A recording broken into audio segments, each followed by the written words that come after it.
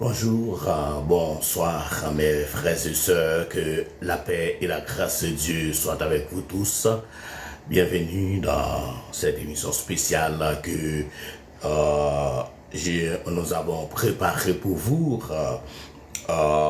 Et toutes les émissions que nous vous présentons viennent du ministère de la Croix, dont votre serviteur est le dirigeant. Sous la puissance du Saint-Esprit. Alors, hier, nous étions 15 août 2025 et ça nous fait 4 ans en ligne depuis que nous sommes en ligne. Ça fait 4 années depuis que nous sommes en ligne. C'est l'anniversaire du ministère. Et certaines contraintes nous empêchaient d'être présents avec vous pour fêter. Mais aujourd'hui, en guise de fête pour l'anniversaire du ministère de la Croix, je vous propose quelque chose pour agrandir votre connaissance en tant que chrétien. Je vais vous parler un peu ce soir de l'histoire de l'Église. Nous allons faire un parcours dans l'histoire de l'Église. Et c'est tellement vaste l'histoire de l'Église. Je pense que même pendant les 4 années théologiques, on n'arrivera pas à enseigner tout ce qu'il y a dans l'histoire de l'Église. On peut faire un survol sur l'histoire de l'Église, mais on ne peut pas enseigner l'histoire dans l'Église vraiment dans son ensemble, parce que l'Église a connu tellement de mouvements. Amen. C'est dans ce contexte que j'aimerais vous présenter ce soir une partie du conflit depuis le protestantisme libéral jusqu'à nos jours. Je vais vous présenter certains principes du protestantisme libéral. Et le protestantisme libéral, c'est un courant d'idées dans l'histoire de l'Église. Je vais vous parler un peu de ça comme cadeau. Moi, j'ai choisi de vous faire un cadeau pour l'anniversaire 4e année du ministère de la Croix. Je sais pas si vous-même, de votre côté, vous pensez à honorer le ministère de la Croix par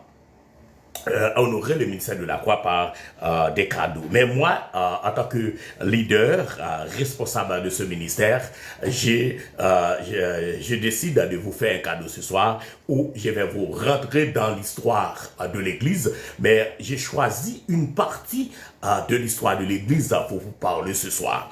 Nous allons plonger nos regards dans le conflit qui depuis le protestantisme libéral jusqu'à nos jours. Et qu'est-ce que cela peut vouloir dire? C'est-à-dire, nous n'allons pas développer ce grand thème en long et en large parce que nous n'aurons pas assez de temps pour le faire. Mais dans peu de temps que nous avons devant nous ce soir, je vais vous présenter certains principes du protestantisme libéral. Sous l'influence conjointe des philosophies et des mouvements du 19e siècle, je dois vous dire que le protestantisme libéral a vu le jour au 19e siècle. Satan réussit à pousser une grande partie du protestantisme dans l'égarement. Le protestantisme libéral se développa durant la dernière partie du siècle et atteignit son sommet dans les premières décennies du 21e siècle. Alors, qu'est-ce qu'on veut? On est en train de nous expliquer là, on est en train de nous expliquer que le protestantisme libéral a vu le jour vers la fin du 19e siècle et au début du 20e siècle. Pour ce temps, au début, pour étendre son hégémonie au début du 20e siècle. Tout instrument, ces courants philosophiques, que soit Satan choisit toujours des courants philosophiques pour détourner l'Église de sa vraie mission. C'est tellement important d'étudier ou de parler de l'histoire de l'Église et ce courant philosophique qui a bouleversé le christianisme au 19e siècle, vers la fin du 19e siècle et au début du 20e siècle. Et ces mouvements étaient organisés, poussés par Satan dans le but de créer, de mettre du trouble au milieu du peuple de Dieu. Amen. Alléluia. Et son développement pourrait être décrit comme une réponse et un ajustement protestant aux tendances du 19e siècle dans la pensée scientifique, philosophique, économique et politique. Le protestantisme libéral a touché les grands thèmes suivants au 19e siècle, et la pensée a touché les grandes pensées suivantes: la pensée scientifique et la pensée philosophique, économique et politique. Les libéraux pensaient qu'il fallait réinterpréter l'évangile. Voilà l'idée, c'est que pourquoi on parle du protestantisme libéral. Et rappelez-vous que je vous ai dit que nous sommes dans l'histoire de l'Église et j'ai choisi de vous présenter une partie de l'histoire de l'Église. C'est juste un petit cadeau que je suis en train de vous faire ce soir à l'occasion de l'anniversaire du ministère de la Croix. Amen. Alléluia. Rappelez-vous aussi que l'homme de Dieu est appelé à enseigner le peuple de Dieu avec compétence. Mais ces choses-là que moi-même je suis en train de vous présenter, on n'aura pas assez de temps pour enseigner ces choses à l'église. Mais c'est des concepts des études préparées pour enseigner à l'université, dans des écoles théologiques, à l'école biblique, pour enseigner ces gens, parce qu'il y a tellement de questions, des choses à développer. Alors, comme je vous ai dit, c'est ce courant philosophique qui a fait son entrée dans l'Église vers la fin du 19e siècle et vers la fin du 19e siècle et au début du 20e siècle, et était basé sur des pensées scientifiques, philosophiques, économiques et politiques. Les libéraux pensaient qu'il fallait réinterpréter l'Évangile afin de pouvoir le présenter selon les modes de pensée du monde moderne. Alors, le courant philosophique des libéraux, le protestantisme libéraux, ils voulaient réinterpréter l'évangile dans le but de le présenter selon les modes de pensée du monde moderne. Amen. On ne peut pas moderniser l'évangile de la grâce de Dieu. Le christianisme, comment on peut prétendre moderniser le christianisme, tandis que le christianisme, c'est Christ en lui-même, parce que le christianisme concerne une personne.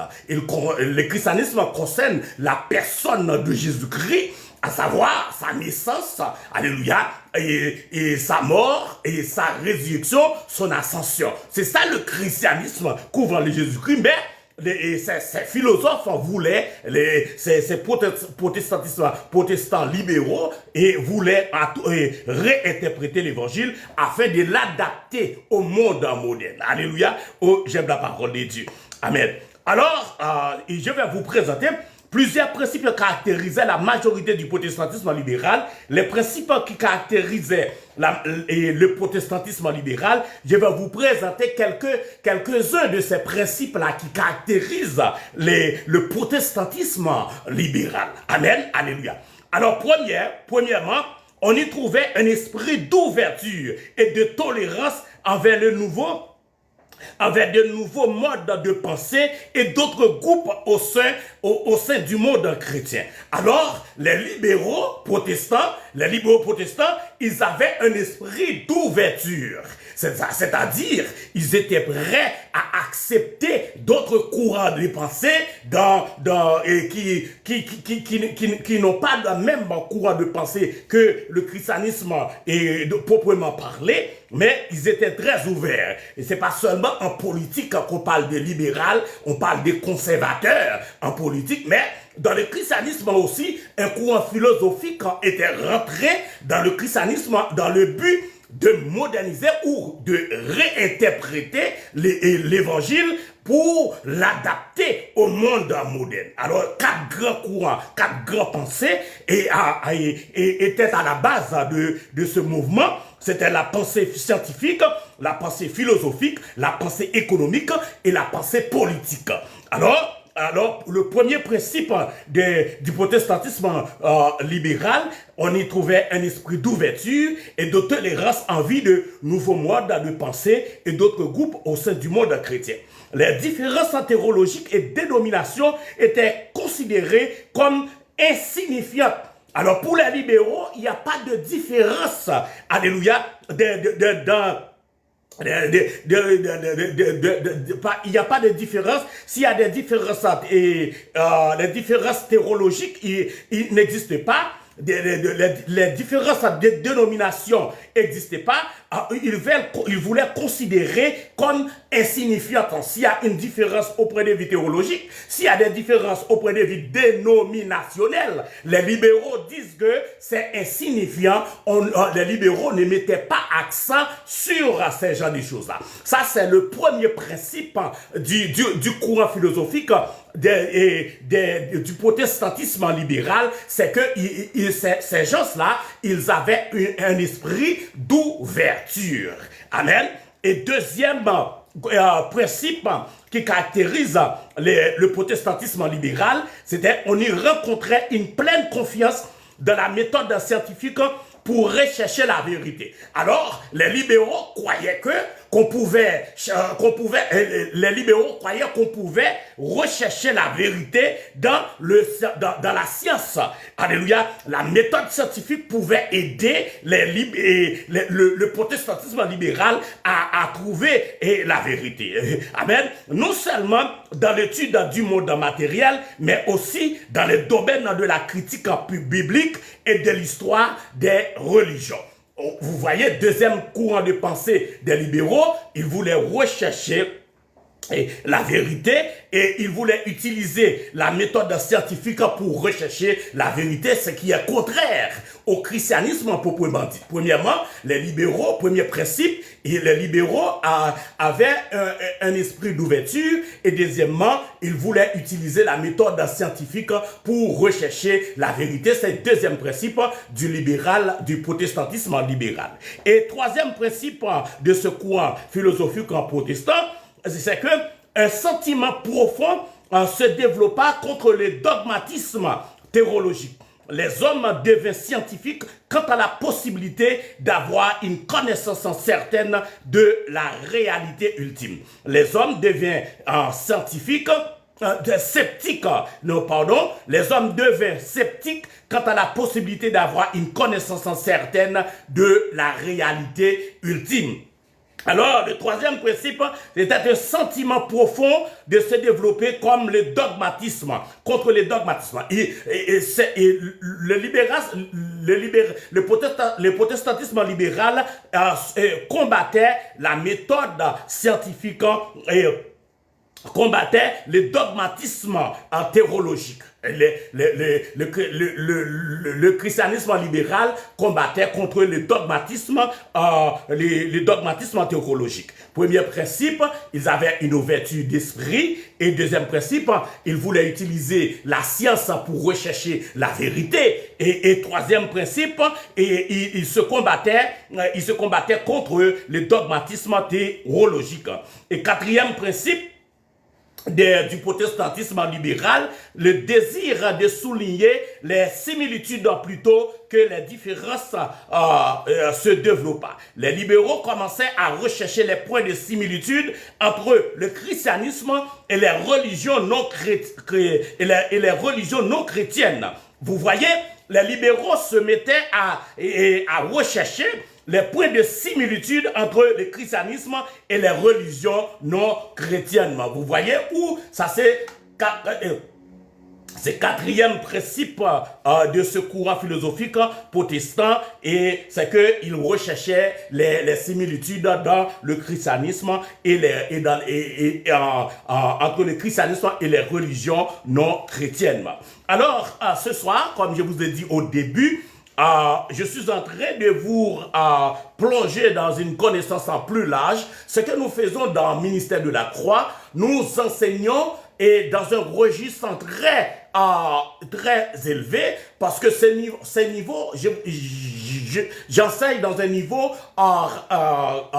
je dirais, collégial. Par exemple, c'est des choses qu'on enseigne à l'école biblique, dans des écoles théologiques, que moi, j'essaie de vous donner certaines connaissances, mais je ne peux pas enseigner ça à l'école, à l'église, parce que je n'aurai pas assez de temps, mais je peux m'en servir pour faire l'historicité d'un sujet quelconque, mais on ne peut pas développer ce genre de choses. Alors, ce soir, nous sommes en train de voir dans le conflit qui oppose le protestantisme libéral, le conflit depuis le protestantisme libéral jusqu'à nos jours, je suis en train de vous présenter certains principes du protestantisme libéral. Alors, les libéraux recherchaient, avaient un esprit d'ouverture. Le protestantisme, quand je parle, je dis libéraux, vous comprenez, je parle du protestantisme libéral. Amen. Alors, ils avaient un esprit d'ouverture, ils recherchaient la vérité dans la méthode scientifique, et troisièmement, ils combattaient contre les dogmatismes théologiques, et quatrièmement, le désir, et ils avaient le désir de souligner les similitudes, et ils soulignaient les similitudes dans les différences, les similitudes dans le christianisme et les religions non chrétiennes. Ça, c'est le quatrième principe qui caractérise le protestantisme libéral. Et le cinquième principe qui caractérise le protestantisme libéral, c'est le protestantisme libéral exprima une grande confiance en l'homme et en son avenir. Le protestantisme libéral inspire une grande confiance dans l'homme et dans son avenir. Je ne suis pas en train de comparer le protestantisme libéral et le christianisme proprement dit. Sinon, dans ce principe-là, je dirais que nous autres, notre confiance n'est pas en l'homme, notre confiance est dans Jésus-Christ qui a donné sa vie à la croix pour nous sauver de la malédiction du péché. Amen. Alléluia. Et les autres, ils avaient une grande confiance dans l'homme et dans son avenir. Ils croyaient que l'homme et la société étaient perfectibles pour les libéraux, pour le protestantisme libéral. Et sixième principe qui caractérise le protestantisme libéral, il soulignait l'importance de l'expérience religieuse individuelle par opposition à l'autorité biblique ou ecclésiastique. Alors, ils mettent l'accent sur l'expérience religieuse. Alors, les libéraux, ils croyaient dans l'expérience. Vous voyez la différence? Les libéraux croyaient dans l'expérience individuelle par opposition à l'autorité biblique ou ecclésiastique. Alors, c'est l'expérience religieuse qui avait de valeur pour les libéraux. Ils mettaient l'accent sur ça. L'autorité de l'Église ne signifiait rien pour les libéraux et l'autorité ecclésiastique ne voulait rien dire pour les libéraux. Le septième principe qui couvre, qui encadre ce mouvement, il mettait l'exemple et les enseignements éthiques de Jésus-Christ au centre de tout. Il mettait l'exemple et les enseignements éthiques de Jésus-Christ au centre de tout. Ça, c'est le septième principe. Nous allons voir maintenant le huitième principe qui caractérisait les libéraux, le protestantisme libéraux. Il critiquait un grand nombre de croyances traditionnelles du protestantisme. Les libéraux passent leur temps à critiquer. Ils passent leur temps à critiquer les croyances traditionnelles du protestantisme. De nombreuses doctrines considérées comme essentielles dans le passé étaient maintenant regardées comme accessoires pour le christianisme. La foi devait se conformer aux nouvelles connaissances et conceptions de vie. Vous voyez, au lieu que la foi doit se conformer sur Christ, et Jésus-Christ est le prêtre central de l'évangile, mais pour les libéraux, la foi devait se conformer aux nouvelles connaissances et conceptions de vie. Vous voyez jusqu'où étaient allés les protestantismes libéraux. Et neuvième principe qui caractérise ce mouvement, qui est un courant philosophique quand même. Les libéraux, le protestantisme libéraux, c'est un courant philosophique quand même qui remet en question le christianisme, les vraies pratiques du christianisme. Alors, dans le neuvième principe, il se laissa pénétrer par l'idéalisme social. C'est l'idéalisme social était un prêt central pour les libéraux.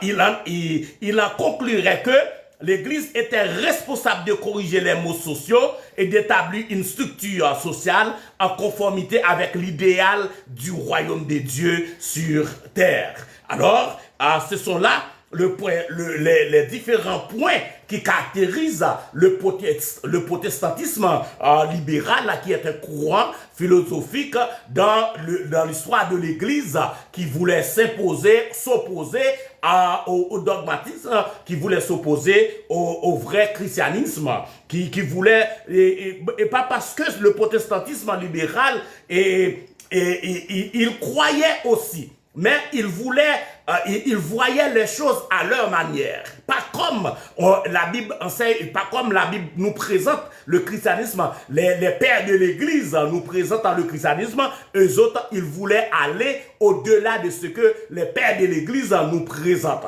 Amen. Alléluia. Alors pour finir, pour ce soir, avec cette partie, ce cadeau que je suis en train de vous faire dans l'histoire de l'Église, où je suis en train de vous parler du protestantisme libéral. Et alors nous allons développer un petit peu ce concept pour terminer. Le protestantisme libéral développa une théologie en accord avec ses principes fondamentaux. En parlant de ces principes fondamentaux, on parle des principes que je viens de vous présenter là. Amen. Dans sa doctrine de Dieu, le protestantisme libéral soulignait si fortement l'importance de Dieu qu'il admettait pratiquement une unité entre Dieu et le monde. Il effaçait la distinction claire entre le Dieu parfait et infini d'avec le monde corrompu et limité. Il affirmait que Dieu était présent dans tous les processus de la nature. Un tel accent porté sur l'importance de Dieu colorait presque tout le reste de la théologie libérale. Celle-ci se débarrassait de la foi dans les miracles et de la distinction entre le naturel et sur le naturel. Les libéraux se détachent de la foi parce que nous les croyants, nous croyons dans le miracle, nous croyons dans le surnaturel. Mais les libéraux, ils ne voulaient pas aller dans ce champ-là, comme le vrai christianisme nous présente. Ils ne croyaient pas dans le surnaturel, ils ne croyaient pas dans le naturel, dans le surnaturel. Dans le cas de la doctrine de l'homme, elle impliquait que celui-ci possédait en lui une étincelle divine. De ce fait, la chute de l'homme et le péché hérité de nos premiers parents n'existaient pas. Vous voyez, les libéraux allaient au-delà pour même attaquer le péché originel. Et vous voyez jusqu'où les libéraux est allés. Mais si vous n'étudiez pas la Bible en profondeur, et je ne sais pas comment vous allez essayer pour contrecarrer ces courants d'idées. Alors c'est l'histoire de l'Église, je suis en train de vous faire un peu d'histoire de l'Église, ce n'est pas des choses que je suis en train de vous enseigner. Je suis en train de vous donner, de partager certaines connaissances avec vous, étant donné que moi je suis toujours dans les recherches comme homme de Dieu, comme serviteur de Dieu, je suis toujours dans la recherche. D'ailleurs, c'est la job d'un homme de Dieu. Un homme de Dieu passe son temps à étudier, à faire des recherches dans la parole de Dieu. Parce que quand l'Église vous appelez à diriger l'Église, à prendre la tête de l'Église, le rôle principal du pasteur est l'enseignement et la prédication. Alors quand on parle du rôle, le rôle technique d'un parlement dans le domaine politique, le rôle technique d'un parlement, ce que nous avons appris à la faculté de droit, est de légiférer et contrôler l'action du gouvernement. Mais le rôle technique d'un pasteur est l'enseignement de la parole de Dieu et la prédication. Si un pasteur n'est pas capable de faire ça, vous ne méritez pas ce job ou ce job comme vous voulez, comme on dit ici. Écoutez, votre job comme pasteur est d'enseigner la parole de Dieu. Mettez l'accent parce que Jésus-Christ disait à ses disciples, si vous m'aimez, gardez mes commandements. Alors, et enseignez tout ce que je vous ai prescrit. Jésus-Christ fait une injonction à ses disciples d'enseigner tout ce que lui-même a enseigné à ses disciples. Amen. Alors, c'est ça le rôle d'un homme de Dieu, d'un responsable, d'un leader ecclésiastique. Alors, on ne peut pas te payer et puis il y a quelqu'un d'autre qui fait la job pour toi. N'importe quelle personne peut faire cette coordination. Alors, vous n'êtes pas payé pour coordonner seulement. La coordination fait partie de... C'est le moyen que le leader ecclésiastique utilise pour faire fonctionner l'église dans son ensemble, les différentes entités de l'église, coordonner les différentes identités dans l'église, mais l'homme de Dieu, le pasteur ou les leaders ecclésiastiques, son rôle technique est l'enseignement de la parole de Dieu et la prédication. Si un homme de Dieu n'est pas capable de faire ça, vous ne méritez pas ce job. Vous ne méritez pas ce job. Désolé pour les personnes qui ne sont pas québécois, je dis la job ou je dis le job. Désolé parfois. Et c'est ça, je voulais faire cette ouverture pour vous, pour les libéraux, et en parlant du protestantisme libéral. Alors, un tel accent, ils disent que un tel accent est porté sur l'immense. Et Dieu fait finir et qu'il affirmait que Dieu était présent dans tous les processus. Un tel accent porté sur l'immense de Dieu, sur l'immanence de Dieu colorait presque tout le reste de la théologie libérale. Celle-ci se débarrassait de la foi dans les miracles et de la distinction entre le naturel et le surnaturel. Alors, et les libéraux, ils font une nette démarcation entre la foi, entre la foi, entre la foi et dans le surnaturel, dans le naturel et le surnaturel. Alors, la distinction qu'on fait nous autres par la foi dans le naturel et le surnaturel, les libéraux ne croient pas cela et les libéraux n'adhèrent pas à ce courant d'idées-là. Amen. Dans le cas de la doctrine de l'homme, elle impliquait que celui-ci possédait en lui une étincelle divine.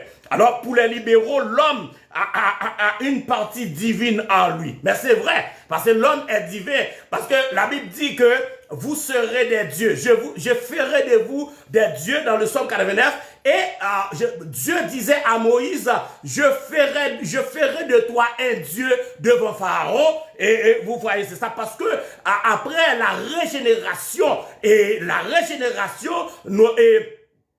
nous fait enfants de Dieu et l'adoption nous donne la statue de fils de Dieu, mais tandis que la régénération nous donne la statue d'enfant de Dieu. Alléluia, oh j'aime la parole de Dieu. Oh c'est beau d'étudier la parole de Dieu. Oh waouh, oh mais alléluia. Dans le cas de la doctrine de l'homme, c'est ça, et la chute, et puis ils sont allés plus loin pour dire, de ce fait, la chute de l'homme et les péchés hérités de nos premiers parents n'existaient pas. Et je vous ai dit aussi, les libéraux ont attaqué le péché originel. Tandis qu'il y a un auteur qui dit, si vous lisez Romains chapitre 5, à continuer, l'auteur voulant interpréter ce passage de Romains chapitre 5, l'auteur disait que nous étions en Adam comme le verger est dans la graine. Amen. C'est-à-dire que nous héritons de la nature pécheresse. L'homme est né avec la nature pécheresse et c'est la croix et l'accomplissement de la croix qui a payé pour nous délivrer de cette malédiction. Amen. De ce fait, la chute de l'homme et le péché hérité de nos premiers parents n'existaient pas. L'homme était essentiellement bon. Concernant la doctrine de l'Église, elle niait la distinction claire entre l'Église et le monde. Vous voyez, les libéraux reprenaient l'idée de ce philosophe français et Rousseau qui dit que l'homme est né bon. Et les libéraux reprenaient ce courant philosophique pour nous dire que l'homme était né bon. Alors, l'homme était essentiellement bon concernant la doctrine de l'Église, elle niait la distinction claire entre l'Église et le monde. Alors, pour les libéraux, il n'y a pas de distinction entre l'Église et le monde. Et nous sommes séparés du monde. Et Jésus-Christ disait à ses disciples que vous êtes dans le monde, mais vous n'êtes pas du monde.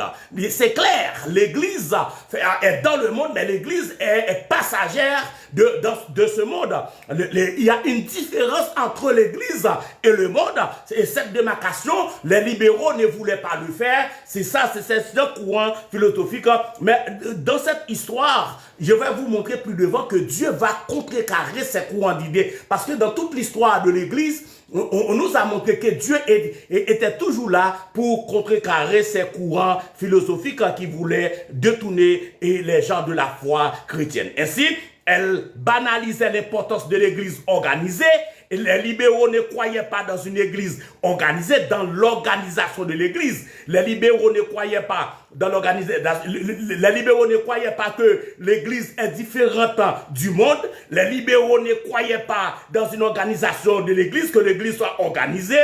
À propos de l'eschatologie, elle rejetait le concept du châtiment éternel et portait l'accent sur la plénitude de la vie présente plutôt que sur celle dans l'au-delà. Alors, et dans l'eschatologie, il rejetait le concept du châtiment éternel. Alors, les libéraux ne croyaient pas dans un jugement éternel. Ils ne croyaient pas. Et dans un jugement éternel que nous autres, nous croyons. Et je vous ai enseigné, quand je vous ai enseigné la 70e semaine de Daniel, je vous ai montré qu'à la fin des temps, Satan sera jeté en prison pendant 1000 ans et après le règne millénaire, Satan sera jeté définitivement dans le temps de feu pour le temps et pour l'éternité avec toutes les personnes qui l'ont suivi. Et le vrai christianisme, nous croyons cela, nous croyons dans un jugement, dans un châtiment éternel et porter là. Et les autres, ils portent l'accent de préférence sur la plénitude de la vie présente plutôt que sur celle dans l'au-delà. Alors pour les libéraux, il faut jouir votre vie, vous pouvez vivre votre vie pour en profiter, mais ils ne croyaient pas dans l'au-delà. Pour la révélation, la notion que Dieu est en toute chose l'amena à la conclusion qu'il pouvait se révéler dans chaque expérience. Et ça, c'est la compréhension des libéraux de la révélation. La notion que Dieu est en toute chose l'amena à la conclusion qu'il pouvait se révéler dans chaque expérience. Alors, c'est tellement volumineux et profond ce que je suis en train de vous dire ce soir.